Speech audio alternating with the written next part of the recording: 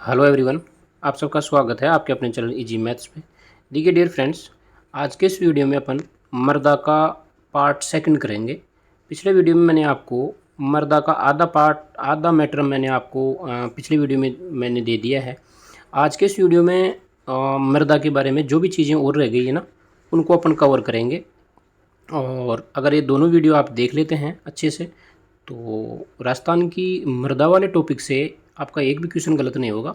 सभी क्वेश्चन यहाँ से मिल जाएंगे, आप बिल्कुल चिंतित मत होइए। ठीक है, तो इस में अपन करेंगे। देखो फ्रेंड्स, यहाँ पर हमने कल पिछले वीडियो में हमने ये तो बात कर ली थी कि प्रोफेसर थारपेम स्मिथ ने उत्पत्ति के कारकों के आधार पर राजस्थान में मृदा को 8 भागों में बांटा था। ठीक है, और ये मैं आपको करा चुका था। रेतीली मृदा हमने फ्रेंड्स यहाँ पर देखी थी 2 नंबर की, आपकी लवणीय मृदा, फिर पहाड़ी मृदा, फिर दूसरी या सिरोजम मृदा। ठीक है ना, ये सिरोजम मृदा से प्रश्न कई बार आ चुका है फ्रेंड्स, आप थोड़ा ध्यान में रखें कि सिरोजम मृदा कहाँ कहाँ पाई जाती है, किसका क्षेत्र आपको पूछा जाए जिले वाइज, तो आपको ये बिल्कुल ध्यान रखना है, पाली, नागौर, अजमेर, जयपुर और दौसा के अंदर। बाकी हमने फिर लाल बलुई मृदा, बूरी मृदा, लाल दोमट मृदा और जलोढ़ मृदा के बारे में हमने पढ़ा था यहाँ पर फ्रेंड्स। अब हम यहाँ पर इन सभी मृदाओं की कुछ डिटेल में चर्चा करेंगे, है ना, क्योंकि कई बार प्रश्न डीपली पूछा जाता है। तो आपको थोड़ा ध्यान रखना है कि जो ये जलोढ़ मृदा होती है ना फ्रेंड्स, इसके बहुत सारे नाम हैं। देखो, जलोढ़ मृदा को अपन दोमट या कांप या कच्छारी मृदा भी कहते हैं। ठीक है ना, जलोढ़ मृदा का दूसरा नाम है दोमट, कांप और कच्छारी। इस मृदा का निर्माण नदियों द्वारा बहाकर लाए गए अवसादों के जमाव से होता है और इस मृदा का विस्तार निम्नलिखित क्षेत्रों में पाया जाता है। पूर्वी मैदानी प्रदेश, गग्गर का मैदान, इसके बाद में छप्पन का मैदान, आपको पता है ये छप्पन का मैदान आपके प्रतापगढ़, बांसवाड़ा क्षेत्र में पाया जाता है। जबकि कांठल का मैदान प्रतापगढ़ के क्षेत्र में पाया जाता है। रोही का मैदान, इन क्षेत्रों में देखो कहाँ कहाँ पाया जाता है, ये आपको ध्यान रखना है। ठीक है ना, और यह मृदा सर्वाधिक उपजाऊ होती है, यानी जलोढ़ नाम आ गया ना तो सर्वाधिक उपजाऊ है। और जलोढ़ का ही दूसरा नाम दोमट, कांप या कच्छारी भी है, ये आपको थोड़ा सा इसमें ध्यान रखना है। फिर नेक्स्ट इंपॉर्टेंट चीज़ आती है इस जलोढ़ मृदा के बारे में, तो वो है इसमें नाइट्रोजन एवं हुमस की कमी होती है। नाइट्रोजन की और हुमस की इसमें देखो सबसे ज़्यादा उपजाऊपन होता है इसमें जलोढ़ मृदा में, लेकिन नाइट्रोजन और हुमस की क्या पाई जाती है, कमी पाई जाती है। अब ये उपजाऊ क्यों होती है, क्योंकि इसमें कैल्शियम और फास्फोरस भरपूर मात्रा में पाया जाता है। जलोढ़ मृदा 4 प्रकार की होती है, बाबर, तराई, बांगर और खादर। बांगर और खादर से कई बार प्रश्न बनता है। बांगर आपकी पुरानी जलोढ़ मृदा होती है, जो कि बहुत समय पहले नदियों द्वारा बहाकर लाई गई मिट्टी, और खादर नई जलोढ़ मृदा को कहते हैं। राजस्थान में सिर्फ बांगर और खादर ही पाई जाती है।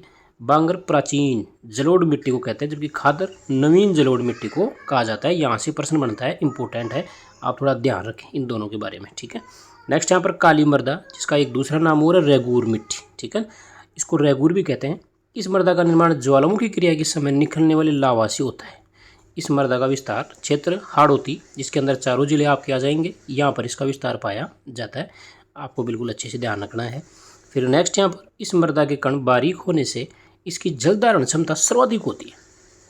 ये ध्यान रखना है, काली मिट्टी की या रेगूर मिट्टी की जल धारण क्षमता सबसे ज़्यादा होती है, इसलिए इसमें कपास की खेती अधिक की जाती है। काली मिट्टी में लोहा और एल्यूमिनियम तत्व पाए जाते हैं, जिसमें कि टिटेनोफेरस मैग्नेटाइट का यौगिक पाया जाता है, जो कि इस मृदा के काले रंग का होने का प्रमुख कारण है।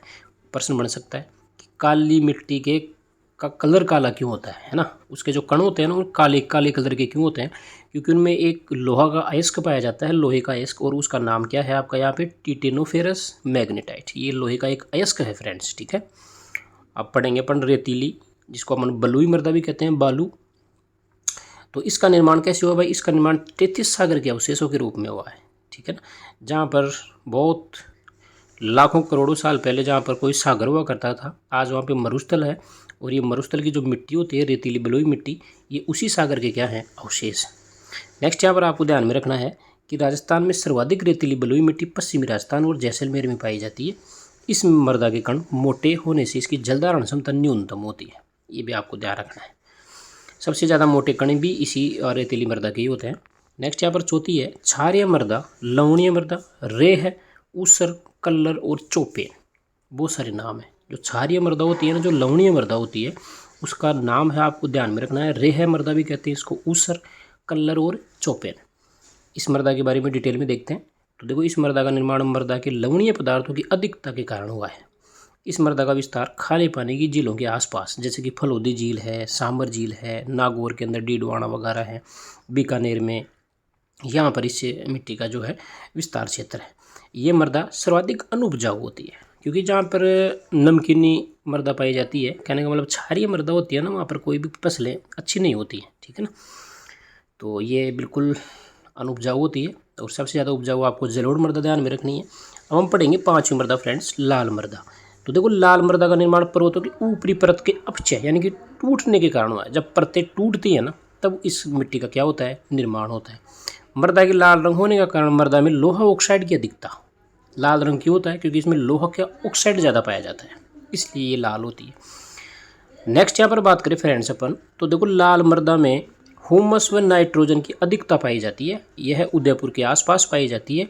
लाल मृदा मक्का की फसल के लिए सबसे ज़्यादा क्या है, उपयोगी है, बहुत इंपॉर्टेंट है, याद रखना है। नाइट्रोजन और ह्यूमस की सबसे ज़्यादा मात्रा लाल मृदा में, जबकि ह्यूमस और नाइट्रोजन की कमी किस में पाई जाती है, वो कमी पाई जाती है, अभी आपने पढ़ा था ना, जलोढ़ मृदा में। मैंने आपको बताया था कि जलोढ़ मृदा वैसे बहुत ज़्यादा उपजाऊपन लेकर होती है, ये इसमें बहुत ज़्यादा ये उपजाऊ होती है, जबकि इसमें नेगेटिव बात क्या है, ह्यूमस और नाइट्रोजन की कमी, जबकि लाल मृदा में ह्यूमस और नाइट्रोजन की भरपूर मात्रा पाई जाती है। नेक्स्ट यहाँ पर देखते हैं कि यह जो मृदा है फ्रेंड्स, उदयपुर, डूंगरपुर, राजसमंद, चित्तौड़गढ़, प्रतापगढ़ और भीलवाड़ा के अंदर पाई जाती है। जिले भी आपको ध्यान में रखना है।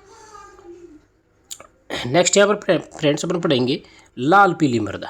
देखिए, तो लाल पीली मृदा, इस मृदा का निर्माण ग्रेनाइट तथा नीस चट्टानों के अपक्षरण से हुई है, ठीक है। लाल पीली मृदा कैसे बनती है भाई, निर्माण होता है इनका नीस और ग्रेनाइट जो चट्टानें होती है ना, उनका अपक्षय होता है, यानी कि वो जब नष्ट होती हैं, है ना, टूटती हैं, तब इनका निर्माण होता है। इस मृदा का विस्तार लगभग बनास बेसिन क्षेत्र के भीलवाड़ा, अजमेर, टोंक और सवाई माधोपुर में है। जहाँ जहाँ बनास नदी बहती है, उसके आसपास के जिलों में ये पाई जाती है। लाल पीली मृदा मोटे अनाज की कृषि के लिए क्या होती है, उपयोगी होती है। जैसे कि आपका बात करें तो जवार, बाजरा, इस प्रकार की फसलों के लिए, सोयाबीन, ठीक है। नेक्स्ट यहाँ पर हम बात करेंगे फ्रेंड्स 7 नंबर की जो आपकी मृदा है, वो है लेटेराइट मृदा। लेटेराइट मृदा का निर्माण उच्च तापमान व उच्च वर्षा वाले क्षेत्रों में आकस्मिक जलवायु परिवर्तन से होता है। लेटेराइट मृदा भारत के केरल, कर्नाटक, तमिलनाडु में पाई जाती है। ये काजू, नारियल और कॉफ़ी के लिए क्या होती है, उपयोगी होती है। पीट मृदा, पीट एक कोयले का भी प्रकार होता है, जो कि एक निम्न श्रेणी का कोयला आता है। पीट मृदा भी होती है। तो आपको ध्यान में रखना है कि इस मृदा का निर्माण दलदली मृदा में जैविक पदार्थों के मिलने से होता है, और इसका विस्तार डेल्टाई प्रदेश, कच्छ का रण जो गुजरात में है, और यहाँ पे पाई जाती है ये, जहाँ पर मैंग्रोव वनस्पति पाई जाती है, ठीक है ना। पीठ वाली मृदा के अंदर कौन सी वनस्पति ज़्यादा देखने को मिलेगी आपको, मैंग्रोव वनस्पति। नेक्स्ट यहाँ पर बात करेंगे फ्रेंड्स, राजस्थान का जो कृषि विभाग है, उनके अकॉर्डिंग भी मृदा का कुछ वर्गीकरण किया गया है। तो ये भी बहुत इंपॉर्टेंट है, ठीक है ना। राजस्थान के हर एक एग्जाम में प्रश्न यहाँ से बनने की क्या रहती है, संभावना रहती है, ठीक है, क्योंकि राजस्थान लेवल के एग्जाम में राजस्थान का कृषि विभाग पूछा ही जाता है। तो राजस्थान का जो अपना कृषि विभाग है, एग्रीकल्चर डिपार्टमेंट, उन्होंने भी अपने राजस्थान में पाई जाने वाली मृदा को विभिन्न भागों में बांटा है। वो अपन देखते हैं कौन कौन से भाग हैं, और यहाँ से आपको सिर्फ इतना ही ध्यान में रखना है कि कौन सी मृदा कहाँ पाई जाती है, ठीक है ना। जैसे कि सबसे पहली है साइरोजेक्स। साइरोजेक्स मृदा फ्रेंड्स आपकी ये गंगानगर के अंदर पाई जाती है, ये आपको बिल्कुल कन्फर्म याद रखना है।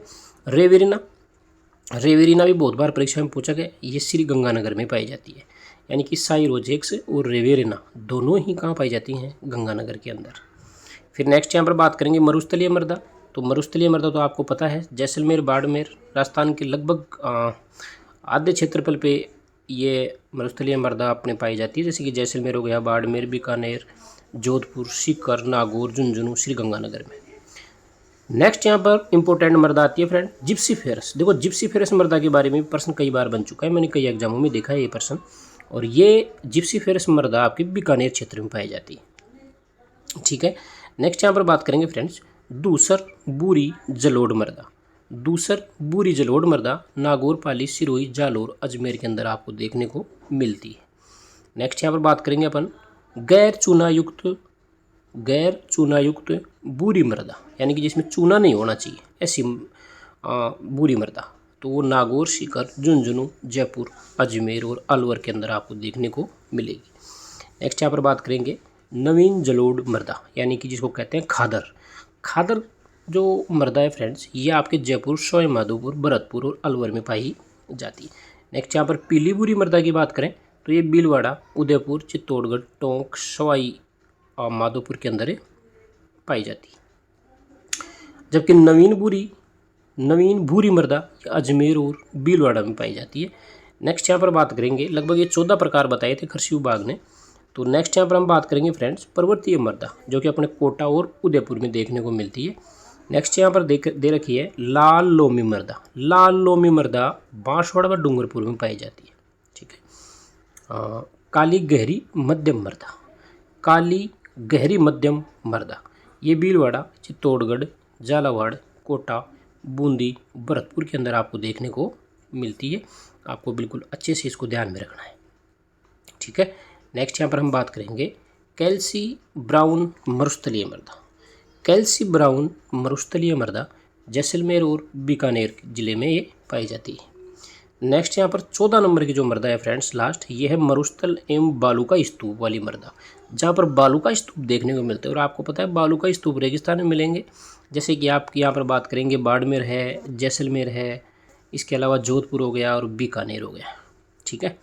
नेक्स्ट यहाँ पर आपको देखो जो रेवेरिना मृदा है ना फ्रेंड्स, रेवेरिना मृदा, इसके बारे में कुछ विशेष दिया गया है, वो भी अपन देख लेते हैं कि जो रेवेरिना मृदा है ये आपको इसके बारे में अपन और क्या जानते हैं। तो देखो राजस्थान में गग्गर और सतलज नदी के मध्य के मैदान में रेवेरिना मृदा पाई जाती है, जो कि गेहूं की फसल के लिए ये उपयोगी होती है।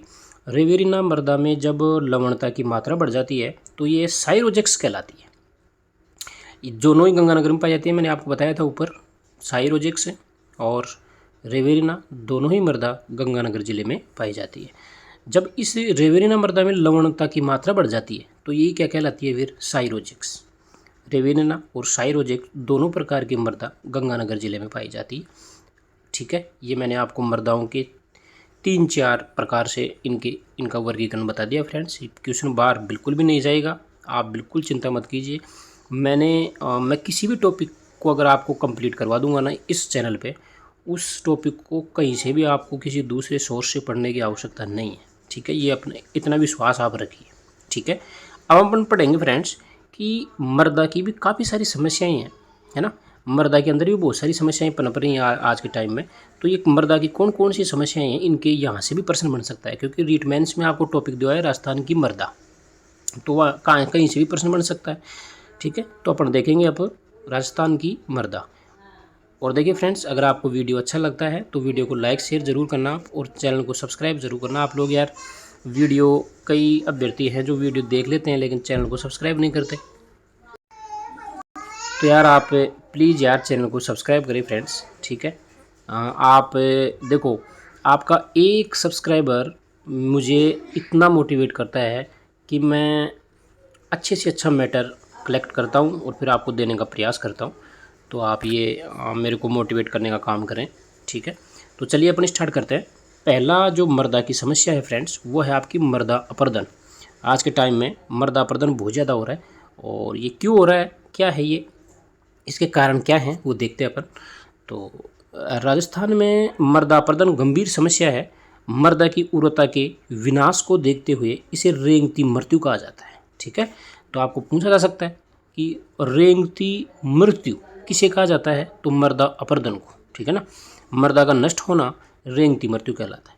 तो देखो, वायु और जल के द्वारा मृदा की ऊपरी परत बह जाने या उड़ जाने को ही क्या कहते हैं अपन, मृदा अपरदन कहते हैं। या तो कोई बाढ़ आ जाता है तो बाढ़ से भी क्या होती है, अपने मृदा का क्षय होता है। ठीक है। हवाएं आंधियाँ चलती है राजस्थान के अंदर बहुत ज़्यादा मात्रा में, तो उनसे भी मृदा का ऊपरी परत उड़कर कहीं दूर चली जाती है। ठीक है। तो इसका उपजाऊपन खत्म हो जाता है मृदा का।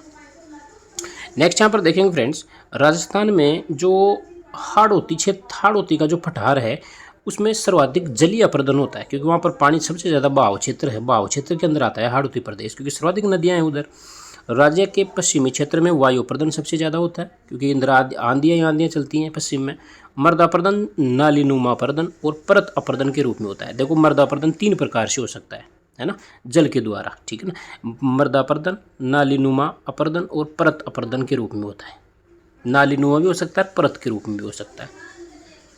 नेक्स्ट यहाँ पर बात करेंगे फ्रेंड्स अपन मर्द अपर्दन के क्या कारण है। तो देखो वनों की अंधाधुंध कटाई, अत्यधिक पशुचारण, जूमिंग कृषि, स्थानांतरित कृषि बोलते हैं इसको, तथा अवैज्ञानिक रूप से कृषि करना मर्दापर्दन का प्रमुख कारण है।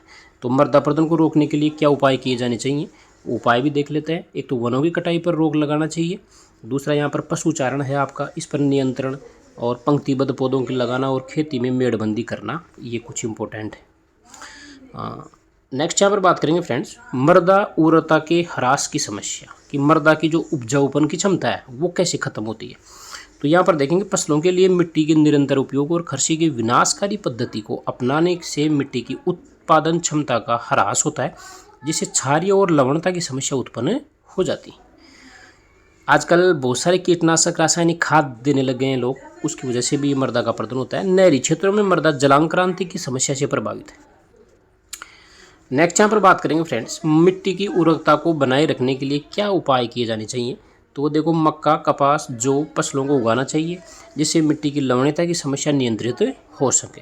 जैसे कि मूंग, चना, दाल वाली फसलें, दलहनी फसलें को चक्र बोना चाहिए, बोना चाहिए चक्र में, यानी कि बार बार बोना चाहिए, जिससे कि मिट्टी में नाइट्रोजन की कमी दूर हो जाएगी। क्योंकि आपको पता है फलीदार पौधे नाइट्रोजन का स्थिरीकरण काम करने में काम में आते हैं।